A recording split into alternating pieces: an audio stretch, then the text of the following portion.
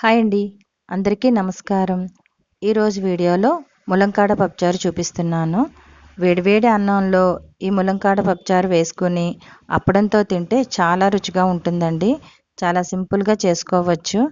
ఈ రెసిపీని ఎలా చేయాలో ఒకసారి చూద్దాం. ఒక కప్పు కందిపప్పు తీసుకున్నాను. ఈ పప్పుని 2-3 సార్లు నీట్గా కడిగి, ఒక కప్పు కందిపప్పుకి 2 కప్పులు వాటర్ వేసుకోవాలి. అందులో ఒక హాఫ్ టీ స్పూన్ పసుపు, ఒక స్పూన్ ఆయిల్, సన్నగా పొడవుగా కట్ చేసిన ఒక మీడియం సైజ్ టమాటా వేసుకోవాలి. 4 ముక్కలు కట్ చేసిన ఉల్లిపాయని వేసుకోవాలి. పచ్చిమిరకాయలు 4 ఇలా కట్ చేసి వేసుకోవాలి.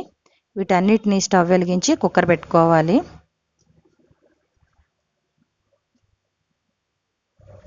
ఈలోపు మనము పప్పుచారుకి చింతపండు నానబెట్టుకుందాము.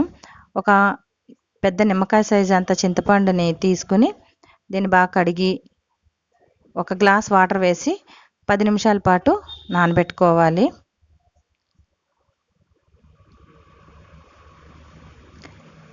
ఇప్పుడు ఒక పప్పు మెత్తగా ఉడకడానికి ఒక 5 విజిల్స్ వరకు మీడియం ఫ్లేమ్లో పెట్టి ఉడికించుకోవాలి.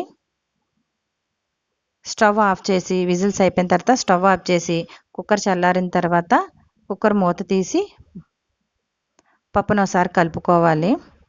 పప్పు మెత్తగా ఉడకాలండి. పప్పు అంతా ఇలా కలుపుకొని కొద్దిగా ఉప్పు, ఒక టీ స్పూన్ కారము, ఒక స్పూన్ కారం సరిపోతుందండి, ఎక్కువ కారం అవసరం లేదు. పప్పు అంతా మెత్తగా కలుపుకోవాలి, ఇలాగా కలబెట్టుకోవాలి. పప్పు మెత్తగా కలుపుకుంటేనే పప్పుచారుకి రుచి వస్తుందండి. చింతపండుని నానబెట్టిన చింతపండుని ఒక గ్లాస్ వాటర్ వేసుకున్నాం కదా, ఆ నీళ్ళని వేసుకోవాలి.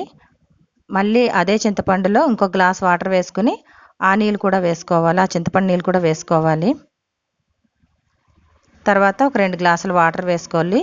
ఈ కన్సిస్టెన్సీ ఉంటే సరిపోతుందండి. నేను 4 గ్లాసులు వాటర్ వేసాను.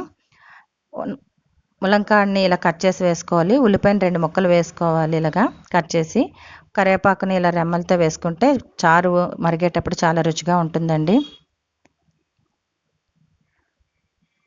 పప్పుచారుని ఇలాగా ఒక 15 నిమిషాల పాటు ములంకాడ ఉడికే వరకు పప్పుచారుని ఇలా మరిగించుకోవాలి. ఇలా పప్పుచారు మరిగిన తర్వాత 15 నిమిషాల తర్వాత పక్క స్టవ్ మీద తాలింపుకి మనం రెడీ చేసుకోవాలి. కొద్దిగా ఆయిల్ వేసుకుని ఒక స్పూన్ ఆవాలు, ఒక హాఫ్ టీ స్పూన్ జీలకర్ర, 4-5 వెల్లుల్లి రెబ్బలు, కొద్దిగా పచ్చెనపప్పు 2 ఎండుమిరపకాయలు కట్ చేసి వేసుకుని వీటన్నిటిని బాగా కలుపుకోవాలండి. పోపు బాగా వేగాలి. సన్నగా కట్ చేసిన ఒక మీడియం సైజు ఉల్లిపాయ అంతా బాగా వేగాలండి. ఈ ఉల్లిపాయ ఇలా వేగిన తర్వాత కరివేపాకు వేసుకోవాలి.